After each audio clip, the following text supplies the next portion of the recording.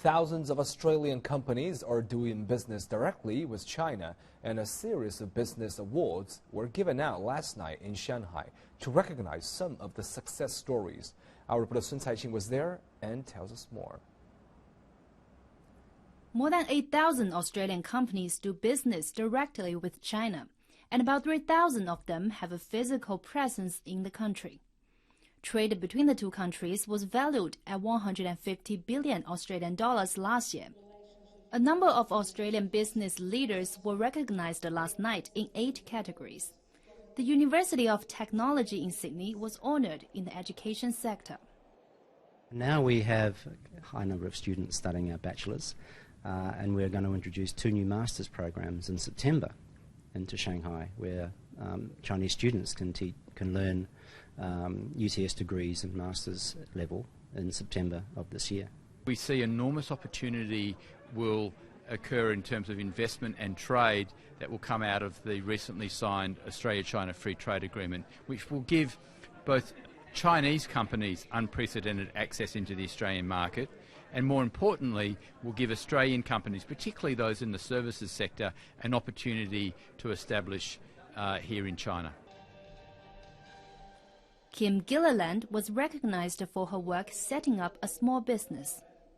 3 years ago, my husband and I saw a gap in the market. We were looking to start our own business around the same time that we were looking to start our own family. We wanted to find a range of cleaning products that was as natural as possible. Other winners came from publicly listed companies. So we put a lot of efforts in volunteering, helping those communities and people in need across Chengdu. So I think this is the second year we got into the finalist. A free trade agreement between the two countries recently went into effect and will eventually remove tariffs on nearly 90% of Australia products brought into this country. Sun Caixing, Shanghai Live. And for more details of the Australian mission to Shanghai, my colleague Timothy Pope today talked to Australia Broadcasting's Beverly O'Connor. It's Australia Week here in China, an event that's bringing political and business leaders from down under here on a whirlwind trip around the country. It's all culminating here in Shanghai today and tomorrow, where Australian Prime Minister Malcolm Turnbull is leading a 1,000-strong delegation to make links with Chinese business leaders and officials. I'm here with Beverly O'Connor from the Australian Broadcasting Corporation, who's here to cover the event. Bev, welcome to Shanghai. Great to be here, Tim. Firstly, what is the Australian government hoping to achieve with this mammoth tour? Well, it's the biggest ever, and of course it's the first since the Free Trade Agreement was signed in December last year.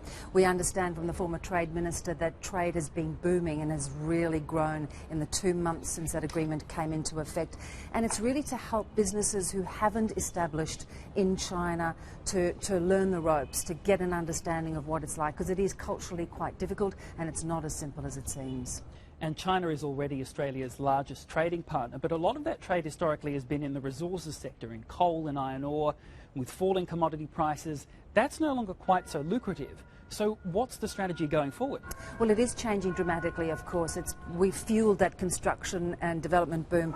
What we're now looking at are different sectors, retail sectors, tourism sectors, as the consumer in China becomes far more mature.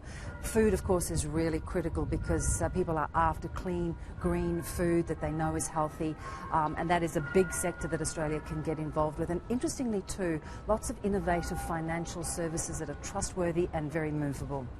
Terrific. Bev, thanks so much for joining us. Thanks, Tim.